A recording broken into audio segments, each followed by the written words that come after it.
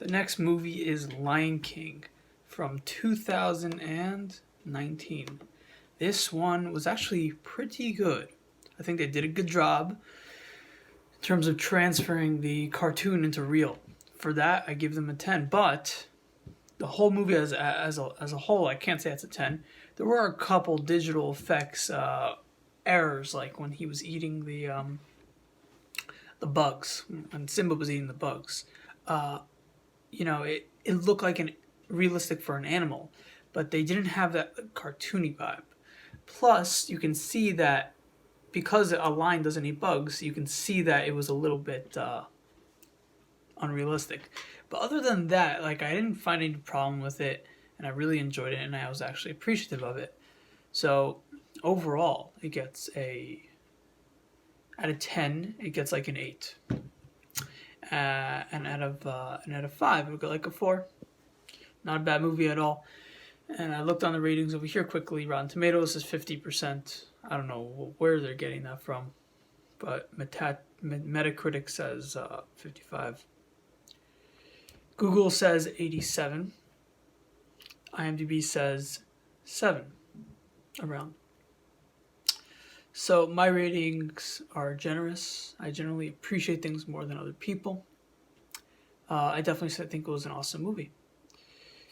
If you like animals in real life, then this is a movie for you because they made it very realistic. So you'll think some of the animals are cute. You'll probably think the storyline's cute. There weren't that many differences in terms of the real movie. Someone told me like, oh, they did it differently. But no, they didn't. It's pretty much the same thing with a few changes to make it flow better. And I think they made the right decision, this time around. If they did it exactly, it probably wouldn't be appreciated in this era. There's subtle cues that the director realized, like a monkey hitting someone over the head. It's not respectful, So like in this day and age, the guru and the guru being mean to the student, that used to apply back in the day, but and there's like a few times where the director realized like we can't do that nowadays. It just doesn't flow well with the time period, and it also makes you realize how old this movie originally actually is. So the original Lion King, let's look it up. The original Lion King got excellent ratings, 93 on Rotten Tomatoes, 8.5 IMDb, Metacritic 88, so they love this. And this came out in 94. So 25 years ago. It's a long time. But a lot changes. So that explains the differences. The other part of why there are differences is because it doesn't make sense for a non-cartoony thing to be doing certain things. And that's why the bug scene was pretty interesting, pretty ambitious that they included it. I think they included it because it was iconic. Because it was about, it was basically about Simba becoming the equivalent of a vegan, right? Eating bugs instead of animals. And also tame. But it's definitely not realistic. How does a lion live on bugs for, 10 years?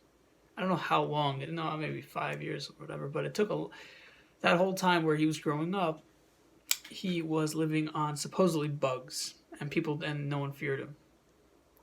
And then there's another question. Why did the animals respect the lions? And the only thing that makes sense, logically, obviously it's not logical. It's like an old kid's movie that doesn't have to make sense in Disney World.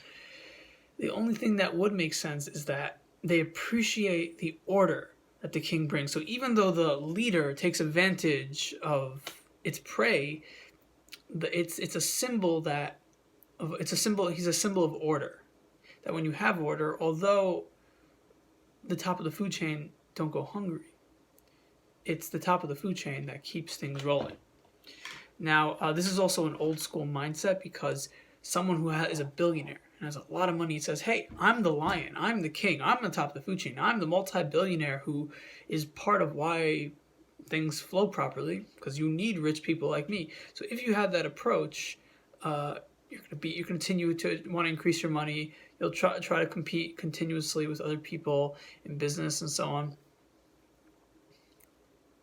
And I guess the issue of adopting too much of that approach, like there has to be some people to keep order, is that you forget that the animal kingdom is not an ideal world. So if you try to make the claim that Lion King has to do with the animal kingdom and you have an ecosystem and a food chain that makes the circle of life so great, but if you completely adopt that and you apply it to human behavior, you are really lagging behind on the evolutionary chain. There comes to a point where you have to remember that you are not an animal. You are not someone who needs to live by a certain food chain, because we can use our brains to go above that. So that's just something to insert.